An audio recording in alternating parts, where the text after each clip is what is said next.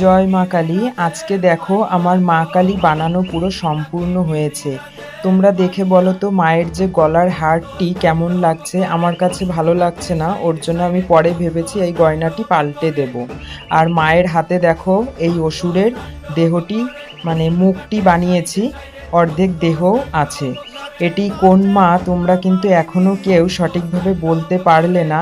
তা আজকে আমি বলেই দিই, এটি দক্ষিণেশ্বরের মা ভবতারিণীকে আমি বানানোর চেষ্টা করেছি। জানি না কতটা কি করতে পেরেছি, তোমরা সেটা বলবে আমাকে যে আমি কতটা পেরেছি। আর মায়ের গলায় যে মুন্ডমালাটাই থাকে সেই মুন্ডগুলো মানে মুখগুলো আমি খুব ছোট ছোট হয়, তো ওর জন্য আমি আগে একটি মুখ আমি বানিয়ে নিচ্ছি।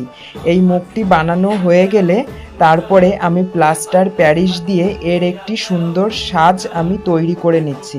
এই সাজ থেকেই আমি মুখগুলো বের করে আমি মুন্ডমালাটা তৈরি করব। আর বিচালি দিয়ে আমি এখানে মুন্ডমালার যে মালাটা হবে সেই মালাটা করে নিয়েছি।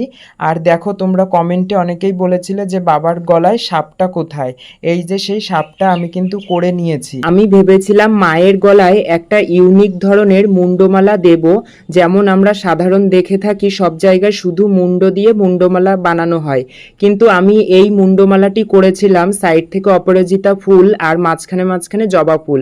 কিন্তু এটি মায়ের গলায় একটু বড় হয়ে গেছে, মানানসই হচ্ছে না, ওর জন্য পরে এই ছোট মুন্ডমালাটি আমি করেছি।